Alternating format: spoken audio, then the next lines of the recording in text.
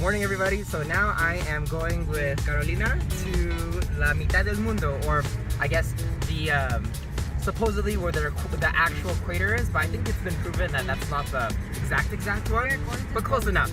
We're going to both, the real one and the other one. Oh, that's awesome. Okay, so until then. The first stop was the real one called Intinyan. We learned about shrunken heads and also learned about the real equator.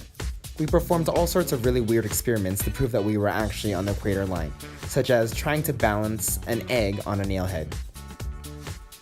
And then though, we did it.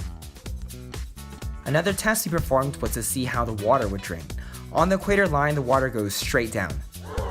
To continue the experiment, we moved the faucet to the other side on the southern hemisphere. The water drained in a clockwise motion. Then we moved the faucet to the northern hemisphere, and the water began to drain in a counterclockwise motion. Also, because of the opposing forces on each side of the equator line, it is insanely hard to try to walk in a straight line with your eyes closed. For the next experiment, the guide was showing me how my strength would differ when I'm not on the equator line versus when I'm actually in the equator line. She tried to separate my fingers when they were together, and she failed to do so when I was not on the equator line. Soon after, we actually moved onto the equator line, and she performed the exact same experiments.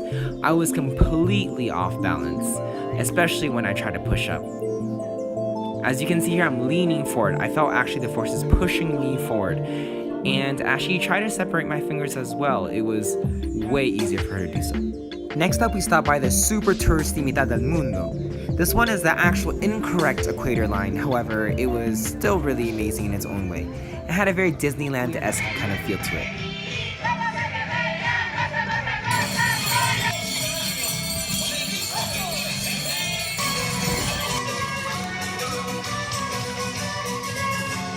There was an ice cream museum, a chocolate museum, and even a craft beer area. Which one did you like? Out of the two, I think I like the red ale better.